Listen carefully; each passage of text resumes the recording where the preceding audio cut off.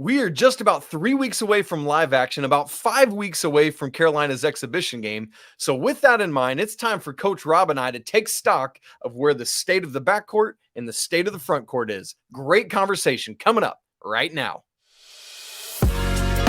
You are Locked On Tar Heels, your daily podcast on the UNC Tar Heels, part of the Locked On Podcast Network, your team every day.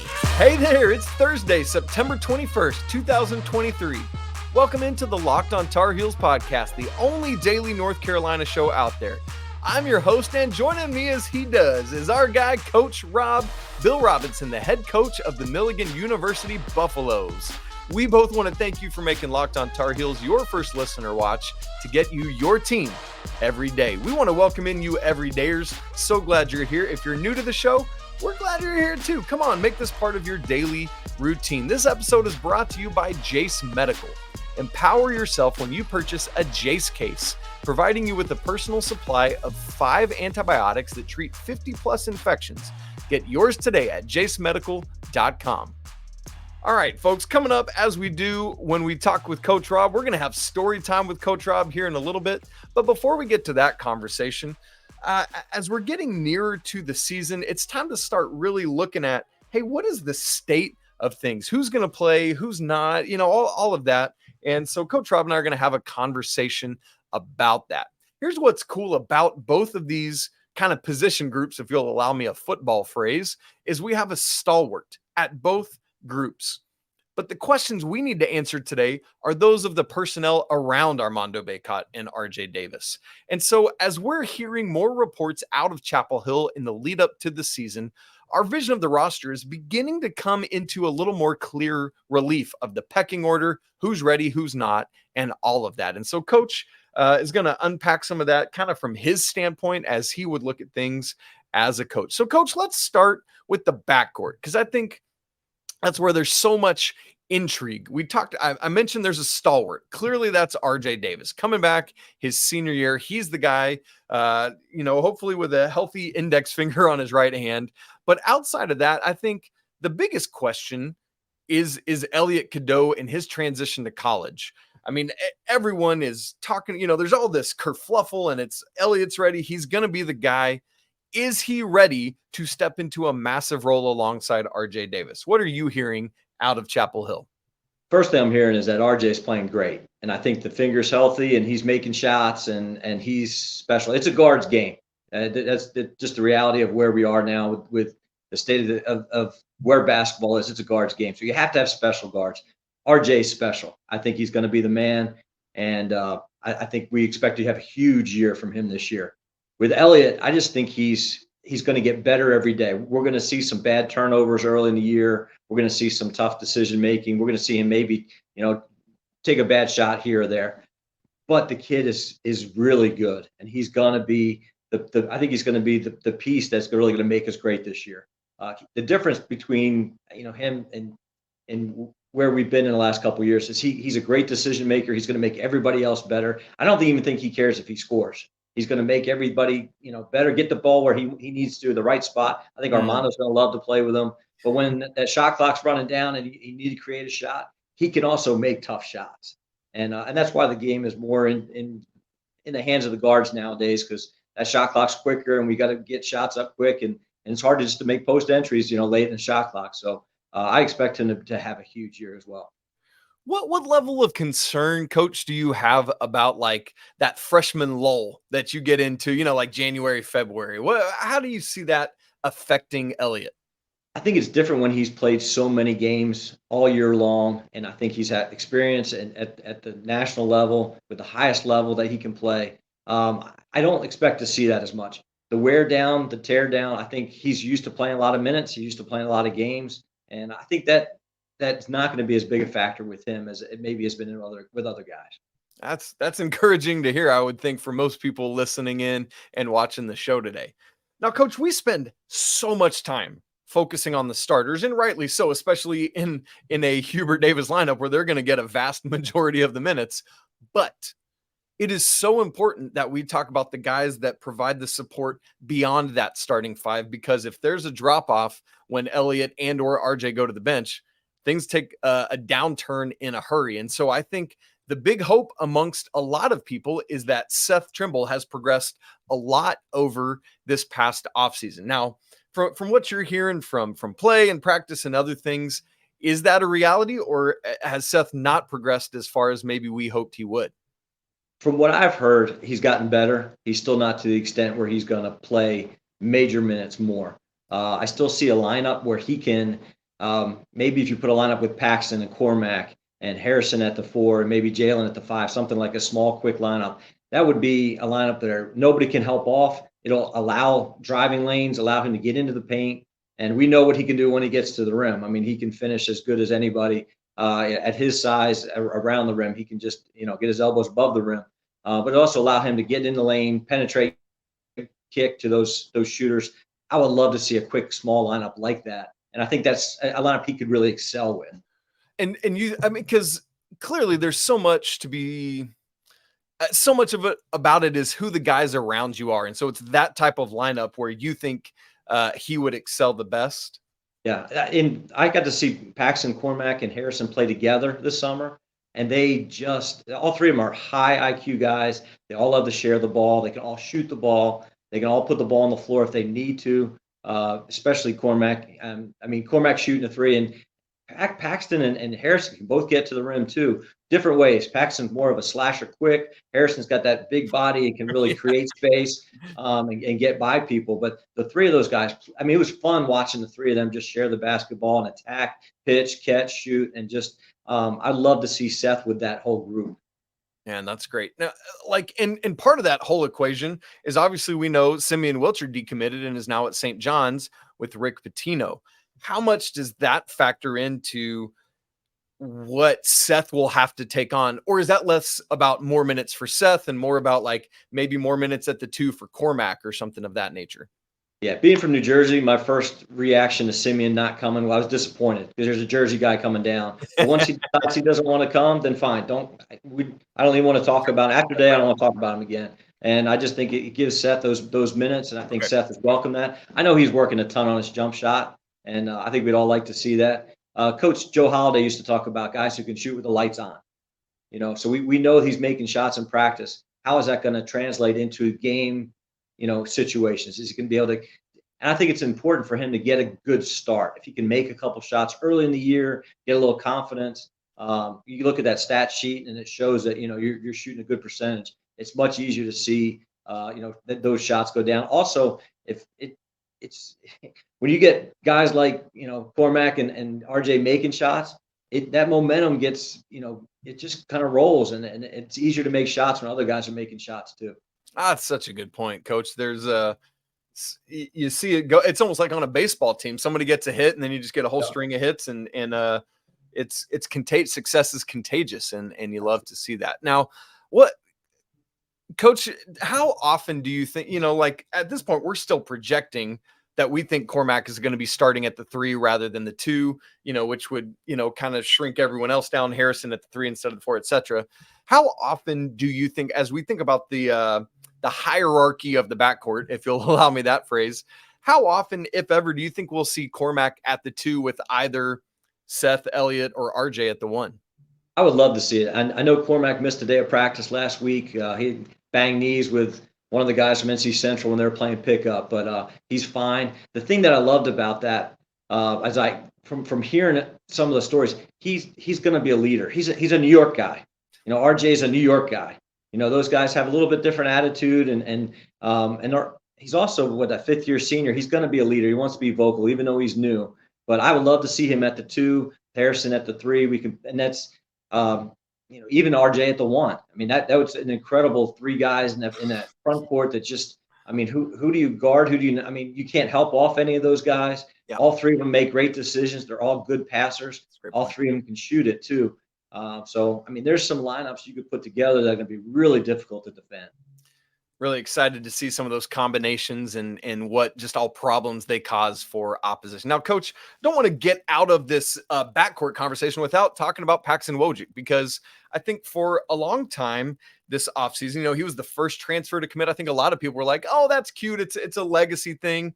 I think I have undershot that, Coach. Is that right? Or like what kind of level of contribution is Paxton going to make? First thing I love about Paxton, I've got a friend of mine who owns a restaurant in Chapel Hill called Lucha Tigre. It's my favorite restaurant. And we got talking the other day, and he says, I want to talk about Paxton. He's such a nice kid. He comes in all the time, and I'm like, he's a nice kid, but he's also got that tiger in him. He's got that little maybe schizophrenic personality where he can turn it on, turn it off. But he's a competitor, and he's a coach's kid, so he knows how to play. He can shoot it. The left hand makes him a little bit harder to guard. You're just not used to somebody being able to attack. He's hard to box out. I know that sounds funny for a guard, but he crashes the glass in a way where he doesn't accept a box out. Somebody hits him, he's going to fight through it, or he's quick enough to be able to slither through somebody and still long enough and athletic enough to be able to go get it. So he's got more than just a standstill shooter. He's not just going to stand in the corner and if he doesn't get a shot, just go back on defense. He's got some weapons, and again, he's excited about being at Carolina, and he's enjoying the big stage so far. And I would love to see him get some time. To your point, Coach, 7.2 rebounds a game last year for Brown. Ridiculous. I think we'll have a competition for best rebounding guard between he and RJ to see who's going to fight over those long rebounds. That'll be great. Now, we do want to move from talking about the backcourt to moving up into the front court. Again, there's a stalwart, but who on earth is it that's going to be starting alongside Armando Bacot, and what is that hierarchy going to be? We'll talk about the front court here in just a second. But first, I need to tell you that this episode of Locked On Tar Heels is brought to you by Jase Medical. Hey, what would happen if you found yourself cut off from modern medical care and treatment? I'm guessing you wouldn't be prepared. Maybe it's because of supply chain issues or an outdoor adventure you're on or some sort of natural disaster. And honestly, maybe you're like me and life's just so busy that you don't have time to go make a doctor's appointment and get that medicine. So if you're like me, you need the Jase case from Jase Medical, which provides life-saving antibiotics, 5 of them for emergency use. All it takes to get this Jase case is you fill out a simple online form, then you get prescription life-saving medications delivered right to your door. I love it because the Jase case gives you this peace of mind that you're not just hoping you have access to medication when an emergency arises. You can make sure that you have that medication in hand. So save more than $360 by getting these life-saving antibiotics with Jase Medical, plus an additional $20 off by using my code LOCKEDON at checkout on jasemedical.com. That's JASE medical.com. Doctor created, doctor recommended. That's Jase Medical. Folks, we want to remind you that coming up on Friday is Locked On College Football Kickoff Live, 11 a.m. to 1 p.m. Eastern on every Locked On College YouTube channel. You can check it out right here on the Locked On Tar Heels YouTube page for those of you watching. Get ready for this weekend where Carolina hopefully will be 4-0 after traveling up to Pitt. All right, Coach, let's talk about the state of the front court. We mentioned that in the backcourt, there's obviously the stalwart in RJ Davis. You love to be able to build around and off of him. The same is true in the front court with Armando Bacot. This dude coming into his 5th year is like a Carolina lifer. He's going to be just someone that is known for so long as just a Carolina guy. So you and I have both stated that we believe that Harrison Ingram is the likely candidate to start alongside Armando. As you're hearing, again, this whole conversation we're having today is about things we're hearing out of Chapel Hill as we get closer and closer to the season and more realistic ideas about the state of the lineup come into view. Is that still the thinking in your mind right now that Harrison is the likely 4? It is. I think Jalen Withers is close, though. I think you could almost flip a coin or do matchups, and depending on who you want to defend who on a certain night or how you want to attack a team. I think Jalen Withers is going to be really, really good, and he just flies around the gym. They both can extend the floor. They both can shoot the 3. I think Jalen might be a little bit better post defender. So if they have a 4 who's really maybe a little bit more of a scorer, maybe Jalen starts that night. Harrison might be a little bit better of a wing defender, just maybe a little stronger, just being able to use his upper body to keep people in front, whatever. But I love both those guys. I don't think you can go wrong with either one of them. I think Harrison might be just a little bit, in my opinion, just because he may be a little bit better passer, might be able to get everybody else involved a little bit better than Jalen. But I love both of them. Yeah. So after Harrison, then you would probably say that next in line for the front court, like of the Jae'lyns or Zayden, you're thinking that Jalen Withers is the one that's most Correct. next ready beyond Harrison. Yeah, that's my personal feeling. Jalen Washington still, I concerns about his health still a little bit. I mean, I'd love to see him, be able to put a stretch together where we just know that he's healthy and that he can play. I just think he's different. He's different than Jalen Withers in the fact that he's more perimeter oriented, where Jalen can go inside, outside, can fly up and down the.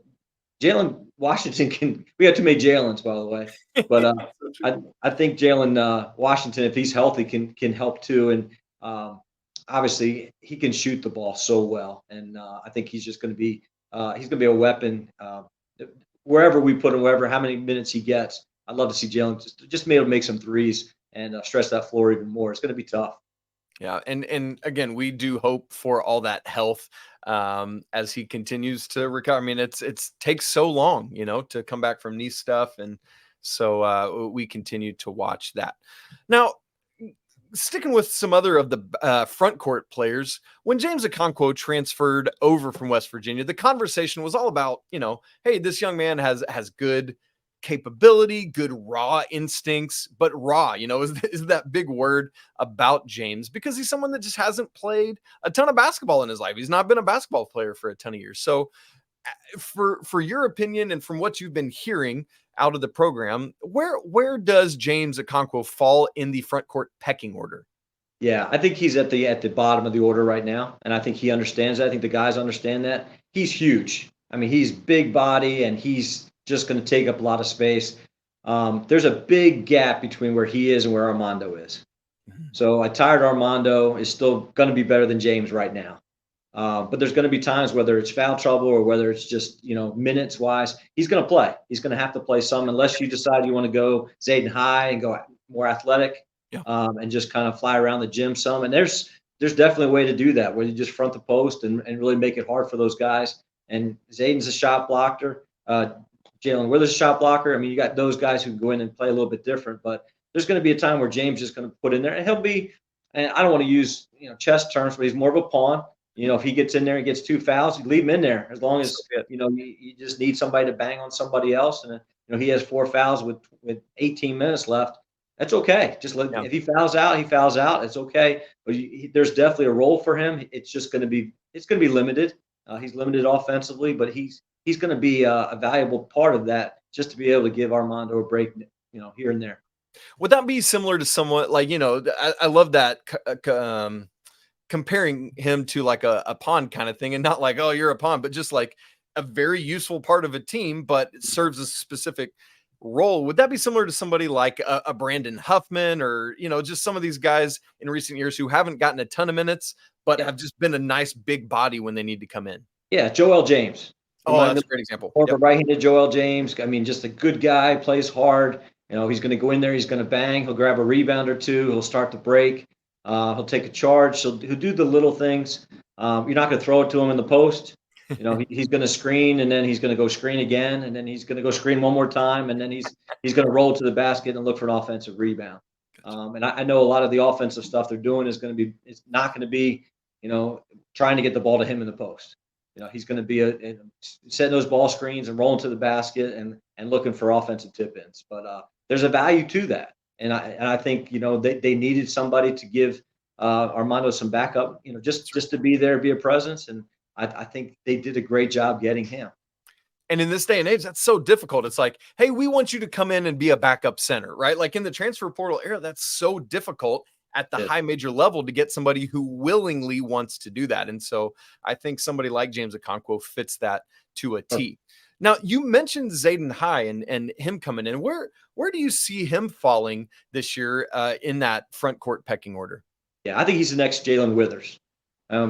He's got that ability to shoot the three. It's not great yet, but the form looks good. The ball coming out of his hands looks good. So it doesn't look like there's, I think it will transition into him being a very consistent three-point shooter. But Jalen's, again, at a little more experience, a little higher level. But I think it's a great opportunity for Zayden to learn under somebody like that, to see what it takes to be a college player at that level and what he needs to do. But those minutes are going to be limited, I think, for right now, unless he just plays great and can pass a Jae'lyn Withers.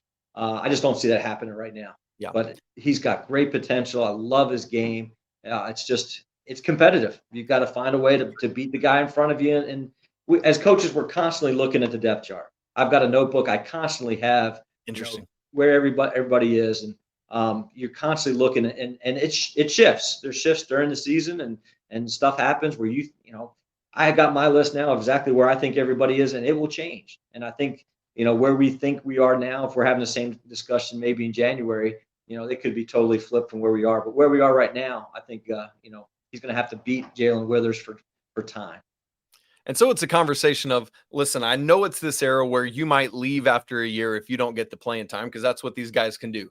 But if you'll stay and fight and learn and develop, you have a massive role on this team in the next year or two. So Zayden, keep working, keep fighting. I think that would probably be the messaging from the coaching staff. Is that fair to say?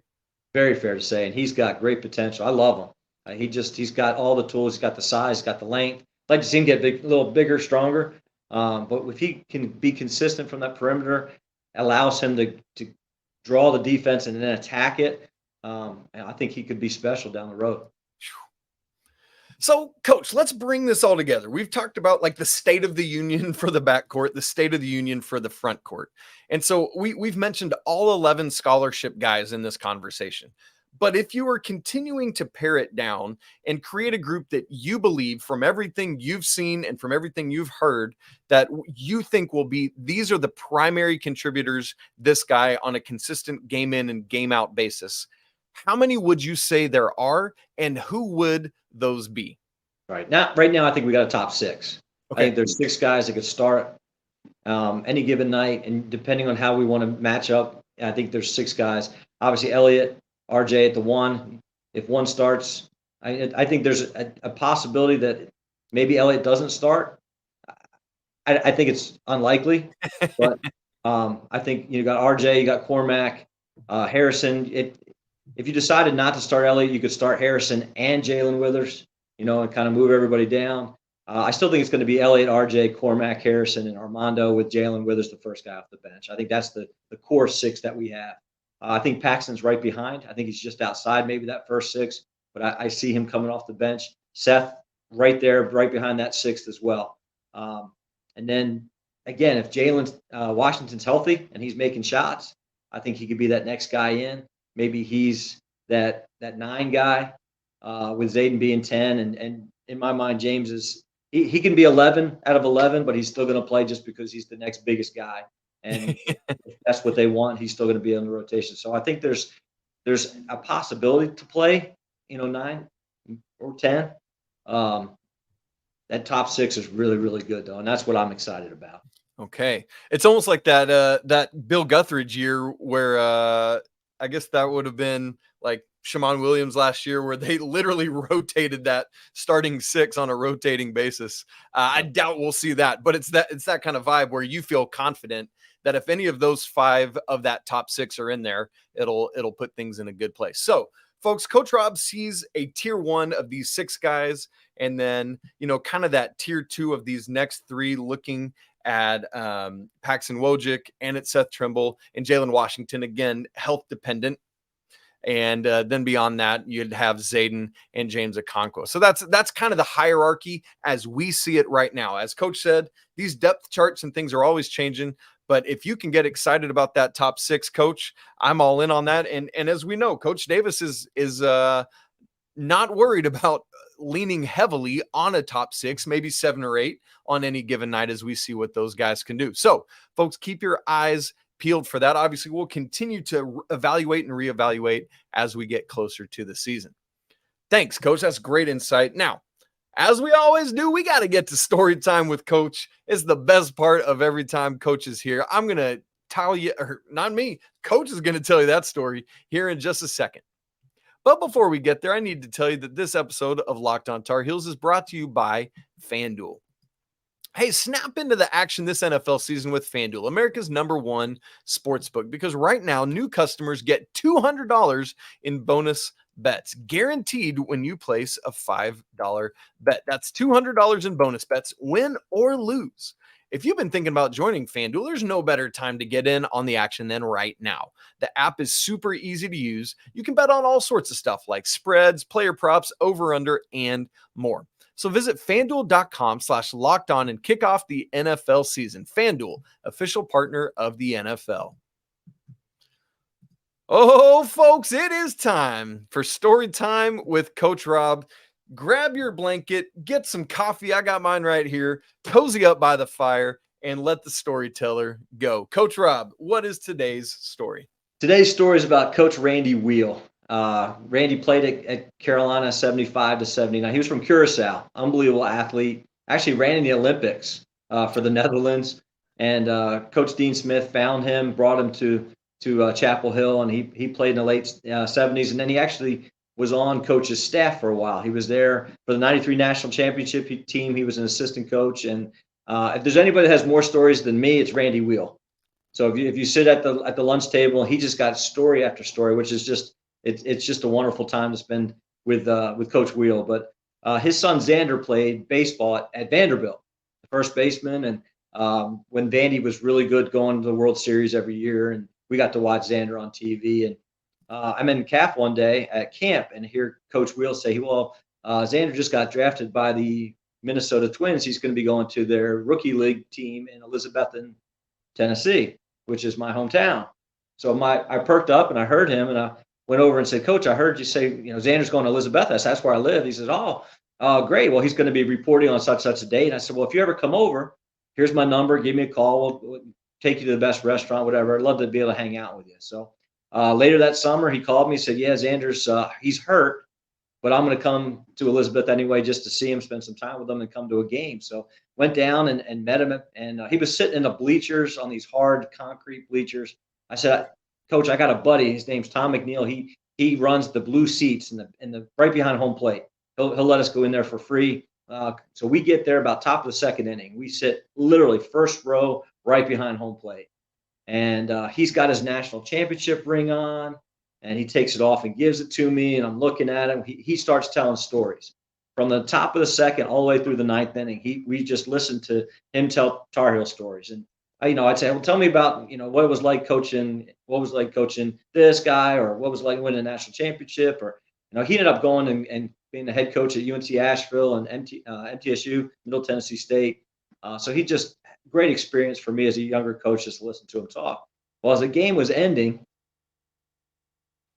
there was a couple behind us, a dad and a son, and I didn't even see them, didn't even know that they were there. They were two rows behind us, and as the game ended, the dad says, Coach Robinson? And I turned around and I looked at it. It was one of my camp kids. He said, my son and I are huge Tar Heel fans, and we're huge Milligan fans. My son comes to your camp, but we've been really enjoying listening to you and Coach Wheel tell stories all night. Got a question. Is there a chance you're coming back tomorrow? Because we'd love to listen to some more. But it was just, you never know who's listening to you. But it's unbelievable to sit and get a chance to spend some time with somebody like Coach Wheel. And, he still comes to camp. I think he's coaching back over in the Netherlands again. But it's just one of those crazy, crazy nights where you just sit there and listen to stories about the team. So I value Coach Wheel's relationship, his friendship very much. Man, another great story. I love it. Just sitting that's what baseball games are all about. Just sitting, hanging out, talking, and building new community. I love that y'all were able to share that moment too with that dad and son. That's great. Coach, thanks for sharing another great story with us. Always appreciate it. Thank you. Folks, yeah, of course. Folks, that's it for today's episode of Locked On Tar Heels. Would love to hear your thoughts on kind of our breakdown of where this hierarchy is. Man, it's getting here. Like, seriously, we're about a month away from actually getting to see the Tar Heels live and in person, and then we'll continue to see how things roll. If you want to follow the show, you can do that on Twitter at Locked On Heels. You can follow Coach at Coach Rob Buffs. You can follow me at Isaac Shade. Email the show with more questions. Maybe you got a question for Coach Rob you want to ask.